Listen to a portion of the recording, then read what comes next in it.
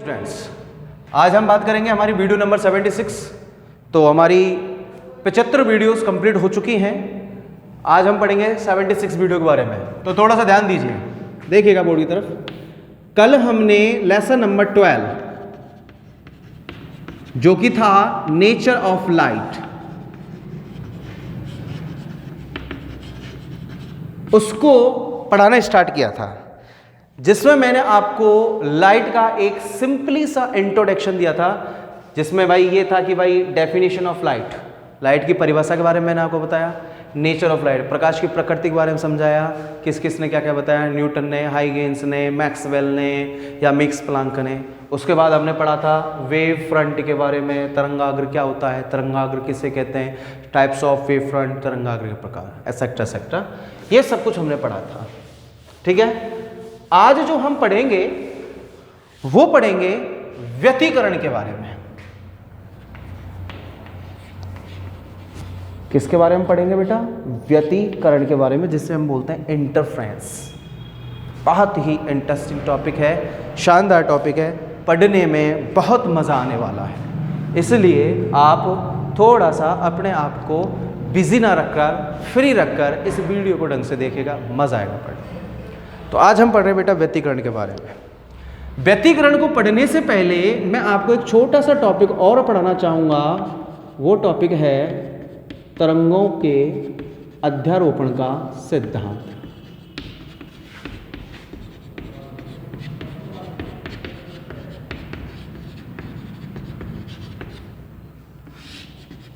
तरंगों के अध्यारोपण का सिद्धांत। क्लियर बेटा? तरंगों के अध्यारोपण का सिद्धांत होता क्या है, क्या परिभाषा बनती है तरंगों के अध्यारोपण का सिद्धांत की? बहुत स्लोली बोल रहा हूं, ढंग से देखना, सॉरी ढंग से सुनना है और फिर उसके बाद ढंग से ही समझना है। मैं पढ़ा रहा हूं आपको तरंगों के अध्यारोपण का सिद्धांत। तो ध्यान दीजिए, जब दो, न्यूनतम दो, जब दो या दो से अधिक प्रकाश की तरंगें, जब दो, न्यूनतम दो होनी चाहिए, जब दो या दो से अधिक प्रकाश की तरंगें जिनके आयाम बराबर नहीं होते हैं, उनके आयाम कैसे होते हैं? अलग अलग होते हैं। जब दो या दो से अधिक अलग अलग आयाम की प्रकाश की तरंगें जिनकी आवृत्ति लगभग एक समान मानी जाती है, किसी माध्यम में जब वो संचरित होती हैं, तो उनका क्या होता है बेटा? अध्यारोपण। अध्यारोपण का मतलब मेल मिलाप, एक दूसरे पर, एक दूसरे को क्रॉस करती हैं या एक दूसरे से मिलती हैं, तो उनका क्या होता है? अध्यारोपण। इस स्थिति में उन तरंगों की जो परिणामी तरंग होती है, उस परिणामी तरंग का विस्थापन उस तरंगों के भिन्न भिन्न विस्थापनों के सदिश योग के कैसा होगा बेटा? बराबर होगा। कैसा होगा? बराबर। सर थोड़ा सा एक बार और रिपीट कीजिए, वापस से देखते हैं। तो सुनिएगा, वापस से बोल रहा हूं मैं, केवल अभी परिभाषा बोल रहा हूं, उसके बाद मैं आपको इसको समझाऊंगा कि वाकई में अध्यारोपण का सिद्धांत होता क्या है। क्लियर? तो ध्यान दें, दो या दो से अधिक, न्यूनतम दो होनी चाहिए, क्योंकि भाई तभी तो आपतित होंगे, एक दूसरे पर आरोपित होंगे। दो या दो से अधिक तरंगें किसकी? प्रकाश की, जिनके आयाम अलग अलग हैं, जब किसी माध्यम में वो आरोपित होती हैं, संचरित होती हैं, तो हम देखते हैं उन तरंगों का अध्यारोपण होता है। अध्यारोपण का मतलब वो आपस में क्या करती हैं? मिलती हैं, आपतित होती हैं एक दूसरे पर। तो इस कंडीशन में उनके मिलने से जो नई तरंग का निर्माण हो रहा है, उसका परिणामी विस्थापन उन तरंगों के भिन्न भिन्न विस्थापन, यानी कि उन तरंगों का जो अलग अलग विस्थापन है ना, उसके सदिश योग के कैसा होगा बेटा? बराबर होगा। अरे बात समझ में? यही होता है अध्यारोपण का सिद्धांत। तो जरा ध्यान दीजिए, ये मिलेंगी कैसे सर? तो जरा ध्यान दो, जैसे कि ये कोई एक मीडियम है, ये कोई एक मीडियम है, इस मीडियम में ये एक कोई तरंग संचित हो रही है, ठीक है ना? तो जैसा कि मैं आपको कल बता ही चुका था कि किसी भी कण के द्वारा उसकी माध्य स्थिति से तय किया गया अधिकतम विस्थापन उसका आयाम होता है। अब ये पॉजिटिव क्वाड्रेंट बन रहा है, ये नेगेटिव क्वाड्रेंट बन रहा है, ठीक है ना? एक तरंग ये है, दूसरी तरंग ये है, ठीक है? ये आयाम है इसलिए A1 मान लिया, ये दूसरा आयाम है इसलिए इसको A2 मान लिया। मान लेते हैं ये दूरी इस दूरी की तुलना में थोड़ी अधिक बड़ी है, तो मैं कह सकता हूं sir A1 is greater than A2। तो प्रथम तरंग का आयाम द्वितीय तरंग के आयाम से थोड़ा अधिक है। जब ये दोनों तरंगे, अब एक चीज देखिए कि आपने पढ़े होंगे ना, ग्राफ पढ़े होंगे आपने, खासकर बायो वाले बच्चे ज़्यादा ध्यान देंगे, तो साइनसोइडल तरंग का ग्राफ ऐसे तो बनता है, साइन का ग्राफ ऐसे तो बनता है, ठीक है। अब ये दोनों तरंगे हैं, ये जिनके आयाम हैं। अब जब ये तरंगे किसी माध्यम में जब संचित होंगी, एक ही दिशा में संचित होंगी, तो आप देखेंगे ये पहली तरंग, ठीक है, ये पहली वाली तरंग, ये दूसरी वाली तरंग, जिसको मैं डॉटेड लाइन से, सॉरी, जिसको मैं लंबे लंबे डॉट से शो कर रहा हूं, लंबे लंबे डॉट से,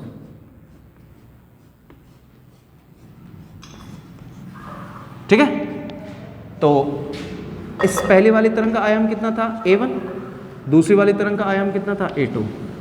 दोनों की दोनों समान कला में है क्या, नहीं, दोनों की आवृत्ति समान है। आवृत्ति का मतलब यहां से लेके यहां तक की दूरी, ये आवृत्ति होती है, ठीक है ना। अब ये दोनों तरंगें आपस में आपतित हो रही है कि नहीं हो रही है, अध्यारोपित हो रही है कि नहीं हो रही है, मिल रही है कि नहीं मिल रही है। तो इस कंडीशन में तो आप देख सकते हैं, ये तो हो गया बेटा पहली तरंग का विस्थापन y1, जो कि इस पॉइंट O से लेके यहां तक है। ये हो गया इस दूसरी तरंग का विस्थापन, जो कि यहां से लेके यहां तक है। अब निकल रहा है, अब इन दोनों तरंगों के मिलने से एक नई तरंग और बन रही है, उसको मैं स्मॉल डॉट से शो कर रहा हूं। अगर आपको डायग्राम में दिख रहा हो तो स्मॉल डॉट से शो कर रहा हूं।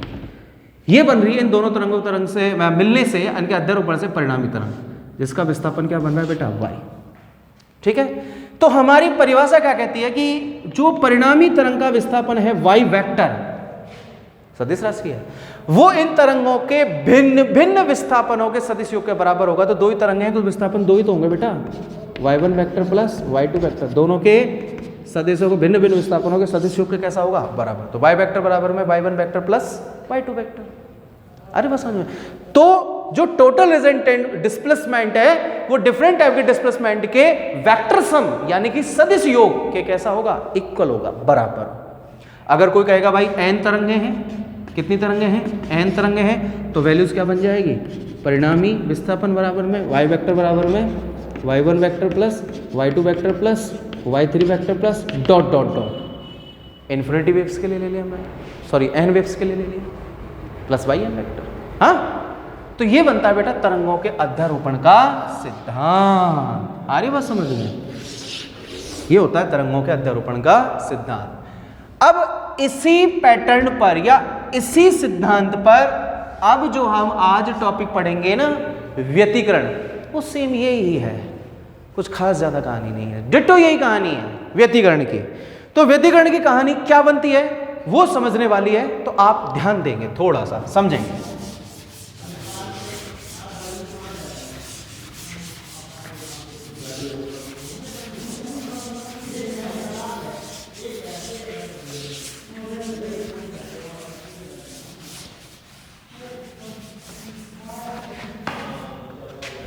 तो देखिए बेटा, अब आता है व्यतिकरण। तो व्यतिकरण की परिभाषा क्या बनती है, कुछ इसी के साथ मिलती जुलती, लेकिन कुछ वर्डों का चेंजेस आता है। तो व्यतिकरण की परिभाषा को ढंग से सुनिए। जब न्यूनतम दो या दो से अधिक प्रकाश की तरंगें जिनके आयाम अलग अलग हैं, जब दो या दो से अधिक प्रकाश की तरंगें जिनके आयाम अलग अलग हैं, आवृत्ति लगभग समान है। आवृत्ति लगभग कैसी है, समान है। जब किसी माध्यम में संचरित होती हैं तो उनका अध्यारोपण होता है। आ रही बात समझ में, अध्यारोपण का मतलब आपस में मिलेंगी, मेलजोल बढ़ाएंगी, टच करेंगे एक दूसरे को, तो उनका क्या होगा बेटा, अध्यारोपण होता है। इस स्थिति में क्या होता है, इस स्थिति में हमारे पास हम देखते हैं कि किसी बिंदु पर तो प्रकाश की तीव्रता अधिकतम हो जाती है, मैक्सिमम, और किसी बिंदु पर प्रकाश की तीव्रता न्यूनतम हो जाती है। ठीक है, जहां तीव्रता अधिकतम हो रही है वहां पर व्यतिकरण का एक भाग प्राप्त होता है, जिसे हम कहते हैं समपोषी व्यतिकरण। समपोषी व्यतिकरण। और जहां न्यूनतम हो रही है वहां पर हमें व्यतिकरण का दूसरा प्रकार प्राप्त होता है, वो होता है विनाशी व्यतिकरण। आ रही बात समझ में? तो वापस से सुनिए, आराम से सुनिए और ढंग से समझिए। ठीक है ना, बहुत ही इंटरेस्टिंग टॉपिक है, मजा आएगा इसको पढ़ने में। हम बात कर रहे हैं व्यतिकरण की। तो व्यतिकरण के लिए हमने क्या देखा? हमने देखा सर कि जब दो या दो से अधिक प्रकाश की तरंगें जिनके आयाम डिफरेंट है, अलग अलग है, किसी का बड़ा है तो किसी का छोटा है, आवृत्ति को लगभग हमने समान माना है, ठीक है, जब किसी माध्यम में संचित हो रही है, और ध्यान रखना एक ही दिशा में, ठीक है ना, जब किसी माध्यम में संचित होती है तो उनका क्या होता है बेटा? अध्यारोपण होता है, और अध्यारोपण होने से ही व्यतिकरण की घटना उत्पन्न होती है। व्यतिकरण की घटना उत्पन्न होगी तो क्या होगा?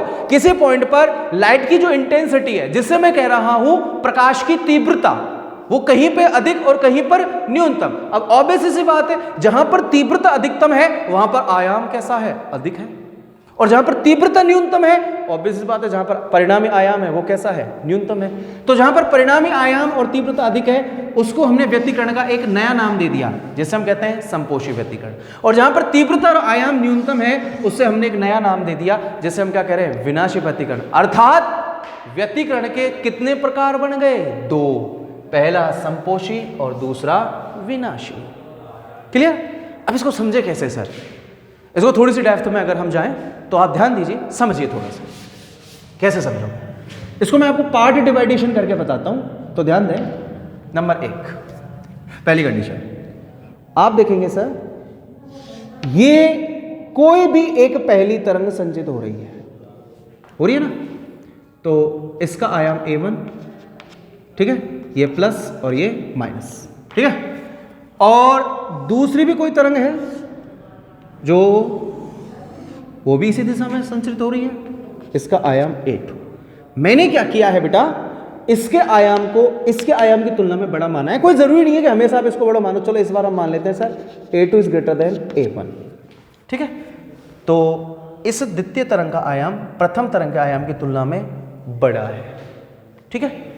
तो अब एक बात बताइए, ये पहली और ये दूसरी दो तरंगें हो गई ना, तो व्यतिकरण की घटना को समझने के लिए हमें न्यूनतम दो तरंगें चाहिए कि नहीं चाहिए? चाहिए ना। अगर अब इन दोनों तरंगों को आप किसी एक ही माध्यम में संचित कराओगे, यानी कि ऐड करोगे, तो आपके पास रिजल्टेंट क्या आएगा? आप देखोगे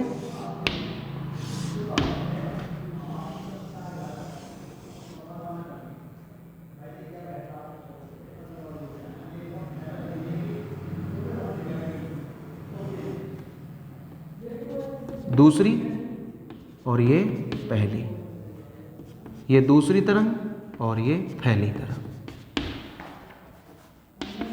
बन रही कि नहीं बन रही है? बन रही। दोनों का सेम डायरेक्शन में क्या हो रहा है बेटा? अध्यारोपण हो रहा है। दोनों की आवृत्ति बराबर। आवृत्ति क्या होती है मैंने बताया था, यहां से लेके यहां तक की दूरी है क्या नहीं? दोनों की आवृत्ति लगभग समान मानी है, हो सकता है थोड़े बहुत को डिफरेंट आ जाए, बाकी आयाम अलग अलग है। आयाम अलग अलग कैसे है? देखिए, इसका A1 और इसका A2, बोलो हो रहा है कि नहीं हो रहा है? अब इन दोनों तरंगों का मेल मिलाप हो रहा है कि नहीं हो रहा है? देखिए, ये यहां पे टच कर रही है, यहां पे टच कर रही है, मिल रही है ना, आपस में मिल रही है। इसी को हम क्या कह रहे हैं? अध्यारोपण। अब जब ये मिल रही है तो एक नई तरंग का भी क्या हो रहा है? निर्माण हो रहा है। उससे पहले आपको समझना है क्या, देखिए, ये पहली वेव्स थी, ये सेकंड वेव्स थी। जब ये पहले तो पहली वाली तरंग तो निकलेगी, जब दूसरी वाली तरंग निकलेगी तो ये इस पर ऐसे तो अध्यारोपित होगी कि नहीं होगी? तो इसका पॉजिटिव इसके पॉजिटिव के साथ और इसका नेगेटिव इसके नेगेटिव के साथ, तो इसका पॉजिटिव इसके पॉजिटिव के साथ जुड़ेगा और इसका नेगेटिव इसके नेगेटिव के साथ जुड़ेगा। तो यहां पर जो परिणामी तरंग प्राप्त होगी उसका आयाम बड़ा प्राप्त होगा कि नहीं होगा? होगा ना, क्योंकि दोनों आपस में जुड़े नहीं जुड़े। जैसे फॉर एन एग्जांपल, ये 4 है और ये 6 है, तो यहां पर जो टोटल आएगा ना, टोटल रिजल्टेंट, वो 6 + 4 बराबर कितना आ जाएगा? 10 का आ जाएगा। ये मान लेते हैं साहब, ये 3 है और ये 4 है, तो यहां पर टोटल कितना हो जाएगा? 3 + 4 = 7, क्योंकि दोनों सेम फेस में, दोनों जुड़ रहे कि नहीं जुड़ रहे? तो आप यहां पर देखेंगे कि जैसे ही मैं इस सेकंड वेव्स को फर्स्ट वेव पर आपतित करा रहा हूं, तो दोनों, इसका पॉजिटिव इसके पॉजिटिव के साथ कनेक्ट हो रहा है, इसका नेगेटिव इसके नेगेटिव के साथ हो रहा है, और दोनों सेम फेज में है, तो दोनों जुड़ रहे हैं कि नहीं जुड़ रहे हैं? तो बेटा इनका जो रिजल्टेंट आयाम होगा, तो देखो जो परिणामी तरंग है ना, उसको मैं डॉटेड से शो कर रहा हूं बेटा, वो उसका जो परिणामी तरंग है उसका परिणामी आयाम बड़ा प्राप्त होगा कि नहीं होगा? देखो, पहली का 4 था, दूसरी का 6 था, अब जो परिणामी तरंग है उसका आयाम कितना आ रहा है? 10। यहां पे कितना आ रहा है? 7। आयाम बढ़ रहा है, आयाम बढ़ रहा है, तो सीधी सी बात है, तीव्रता बढ़ रही है, तीव्रता बढ़ रही है तो यहां पर जो बिंदु प्राप्त होगा वो कैसा होगा? चमकीला प्राप्त होगा। पहली चीज, ये जो घटना होगी ये कौन से व्यतिकरण में होगी? समपोषी व्यतिकरण में होगी। आ रही बात समझ में? कौन से व्यतिकरण में होगी? समपोषी व्यतिकरण में। और आपको मैं एक बात और बताता हूं जिसको आप लाइफ टाइम याद रखिएगा। समपोषी व्यतिकरण में दोनों तरंगें समान कला में होती हैं, यानी कि जिस राह से पहली तरंग गुजरी है ना उसी राह से दूसरी तरंग गुजरती है, ठीक है। लेकिन विनाशी व्यतिकरण में कला चेंज हो जाती है, तरंगें विपरीत कला में आ जाती है। बताऊंगा आपको कैसे। तो यह घटना हो गई समपोषी व्यतिकरण की, हो गई। आफ्टर ऑल अगर हम अब आगे बात करें विनाशी व्यतिकरण की, तो विनाशी व्यतिकरण को आप कैसे समझोगे? ध्यान दीजिए, सेकंड पार्ट, विनाशी व्यतिकरण। देखो बेटा, ये पहली वेव है, ये पहली वेव इस टाइप से है, एक तरंग बन गई पूरी की पूरी, बन गई ना। अब देखो भाई, ये पहली amplitude A1 positive negative first पे, क्लियर। और ये ले लीजिएगा, ये हो गई आपके पास सेकंड वेव, हो गई ना सेकंड वेव। मैंने आपसे क्या कहा था कि जो हमारे पास विनाशी व्यतिकरण में उसमें फेज चेंज हो रहा है, अपोजिट फेज है, विपरीत कला है। तो मैंने अब यहां से ले लिया, ये ले लीजिएगा, ये लीजिए, ठीक है। तो अब ये बन गया A1, ठीक है, और ये बन गया A2, सॉरी A1 ये बन गया A2, ठीक है भाई। अब आप देखेंगे, क्या देखेंगे भैया? ये पॉजिटिव नेगेटिव और ये नेगेटिव और ये पॉजिटिव। अब थोड़ा सा गौर फरमाइए, अंधों को भी नजर आ रहा होगा कि दोनों की जो फेज है वो बिल्कुल कैसी है? डिफरेंट है, अलग है, बिल्कुल ही अलग दिख रही है कि नहीं? ये टॉप टू बॉटम, यानी कि ये साइन है और ये कॉस, दोनों जस्ट अपोजिट हो गए ना, हो गए। तो अब कैसे देखेंगे? यानी कि ये साइन का इनवर्स है, तो अब कैसे देखेंगे? दोनों को अध्यारोपित कराओगे, यानी कि एडिशन, फर्स्ट एंड सेकंड दोनों का एडिशन करा रहा हूं, फिर मैं अध्यारोपण करा रहा हूं। कैसे कराऊंगा? ध्यान दो, ये पहला एनी मीडियम, उदाहरण के तौर पर जैसे कि मैंने आपको बताया था, यहां पे 4, ये 6, इसको 3 माना, इसको 4 माना, सेम फेज में है, तो देखो 4 और 6 जुड़कर 10 हो गए, यहां पे 3 और 4 जुड़कर कितना हो गया बेटा? 7 हो गया। ऐसे ही मैं यहां पे मान लेता हूं, ये 6 है, ये 5 है, फॉर एन एग्जाम्पल ये बड़ा है, यानी कि मैंने मान लिया कि sir A1 is greater than A2। बाकी आप फ्री हो, किसी को भी बड़ा और किसी को भी छोटा मान सकते हो, इसमें कोई खास इतनी इंपॉर्टेंट बात नहीं है, ठीक है।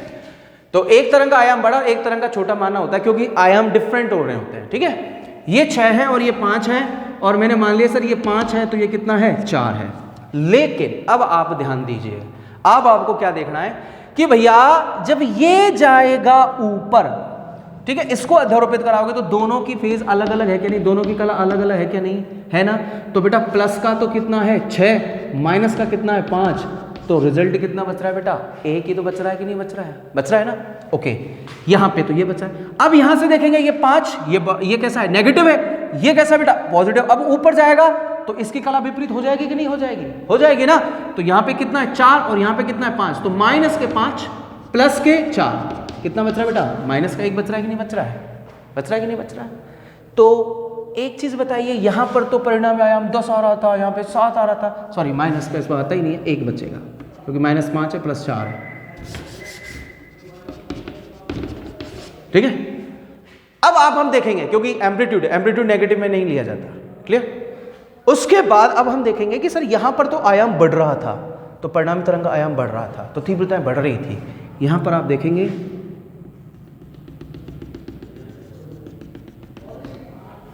ये रिजल्टेंट वेव प्राप्त हो रही है इन दोनों तरंगों के अध्यारोपण से। तो इन दोनों, इस परिणामी तरंग का जो आयाम है ये आपको थोड़ा सा घटता हुआ सा नजर आ रहा है कि नहीं आ रहा है? यहां से देख लेते हैं, यहां भी एक है, यहां भी एक है, घट रहा है कि नहीं घट रहा है? यानी कि वास्तविक आयामों की तुलना के में भी कैसा हो रहा है? घट रहा है, घट रहा है ना। तो यहां पर जब आयाम घट रहा है, बोलो घट रहा है कि नहीं घट रहा है? A1 A2, यानी कि A1 A2 की तुलना में कैसा है? बड़ा है। लेकिन अब वास्तविकता में जब दोनों विपरीत कला में है तो रिजल्ट घट के एक ही बच रहा है, तो रिजल्टेंट एम्पलीट्यूड है वो घट रहा है कि नहीं घट रहा है? घट रहा है ना। तो परिणामी तरंग का जो आयाम है वो घट रहा है। तो यहाँ पर जब आयाम घट रहा है तो ऑब्वियस बात है, तीव्रता बताऊंगा अभी क्या होती है, वो भी क्या होगी? घटेगी, यानी कि मिनिमम होगी, शून्य हो जानी है। घटेगी कि नहीं घटेगी? है, घट जाएगी। तो बेटा ये कौन सा व्यतिकरण होगा? विनाशी व्यतिकरण होगा। कौन सा व्यतिकरण होगा? विनाशी व्यतिकरण। ठीक है, अब ये मैंने आपको रिजल्टेंट बताई है। अगर इसका आप कॉमन डायग्राम खींचोगे, कॉमन ग्राफ खींचोगे इन दोनों वेव्स का, तो देखो कैसे खींचोगे। ये देखिए, ये पहली प्लस माइनस, क्लियर। दूसरी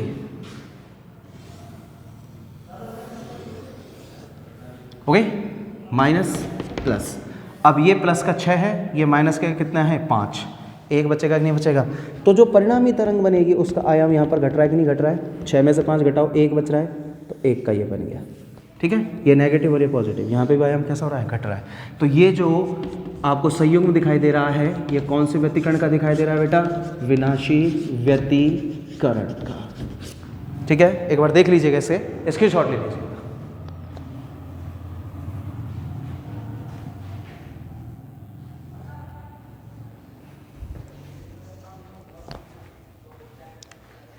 तो अब हम थोड़ा सा और आगे चलते हैं, थोड़ी सी मैथमेटिकली कैलकुलेशन करेंगे इसकी।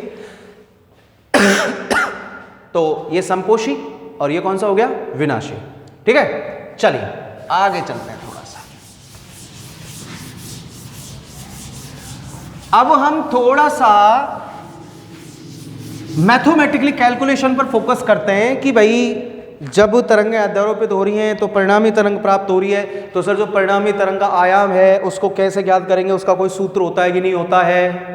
आ रही बात समझ में? और जो सब हमारे पास दूसरी जो परिणामी तरंग है उसके कला कितना बनेगी, उसकी तीव्रता कितनी होगी, दैट मीन्स इन सभी को निकालने के लिए हमें गणितीय विश्लेषण करनी होती है। तो ध्यान दीजिए, टॉपिक बनता है हमारे पास व्यतिकरण का गणितीय विश्लेषण।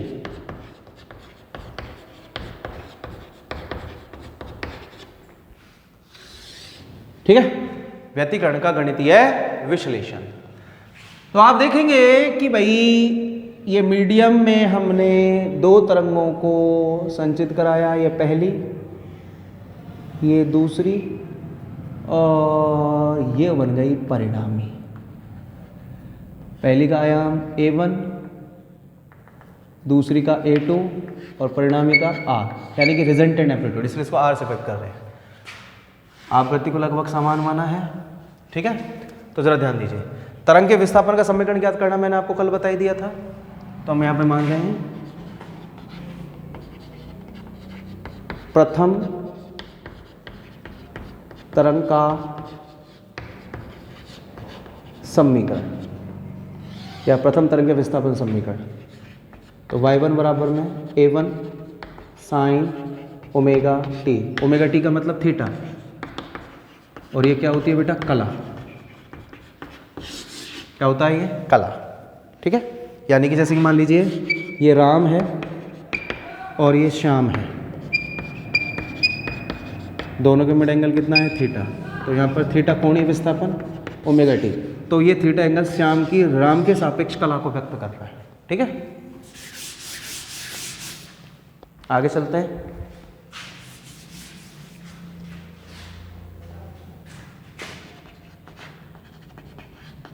द्वितीय तरंग का समीकरण y2 = में A2 sine omega T plus 5, यह द्वितीय तरंग का समीकरण बन गया, यानी द्वितीय तरंग की पहले के सापेक्ष कला फाई, कला कौन, या जैसे हम कह सकते हैं कलांतर, कलांतर, फेज डिफरेंट, दूसरी का और पहली के मध्य का कला अंतर फाई। अब दो तरंगें प्राप्त हो रही हैं, दोनों का विस्थापन समीकरण है, दोनों एक दूसरे के पास अध्यारोपित हो रही कि नहीं हो रही है? तो अध्यारोपण का सिद्धांत अप्लाई करेंगे। तो अध्यारोपण के सिद्धांत से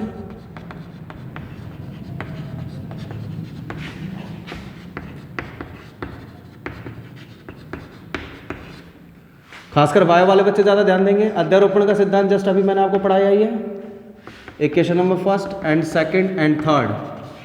तो अध्यारोपण सिद्धांत ये हो गया बेटा। अब आप समीकरण नंबर 3 में 1 और 2 से मान रखो, तो y vector is equal to में फर्स्ट का कितना बन रहा है? A1 साइन ओमेगा टी, दूसरे का मैंने रखा A2 sine omega T plus 5। अब देखिएगा यहाँ पर मैं ज़्यादा टाइम खराब नहीं करूँगा क्योंकि आप सभी लोग जानते हैं इसकी कैलकुलेशन। A2 बाहर बैठा ही है। अब मैं A2 को गुणा करा के इसको साइन A प्लस बी से खोलूंगा। तो देखो A2 है तो साइन A प्लस बी का सूत्र होता है sine A cos B plus cos A sine B, ठीक है। तो इसको मैंने कराया A2 sine omega t cos phi plus A2 sine A cos B plus cos A sine B. A2 को मल्टीपल कराई दिया cos omega t sine phi, ठीक है बेटा। अब आप देखेंगे, अब आप इस वाले पद पर और इस वाले पद पर गौर फरमाइए एक बार। 11th में भी ठीक मैंने ये डेरिवेशन सॉल्व करवाई आपको। तो देखो बेटा साइन ओमेगा टी यहाँ भी और साइन ओमेगा टी यहाँ भी है ना। साइन ओमेगा टी को मैंने ले लिया कॉमन, तो यहाँ से जब साइन ओमेगा टी बाहर आ जाएगा तो क्या बचेगा A1, यहाँ से बाहर आ रहा है तो क्या बच रहा है A2 कोस फाई बच रहा है, प्लस यहाँ पे क्या चल रहा है बेटा, एक मिनट थोड़ा हम बोर्ड को साफ कर लेते हैं।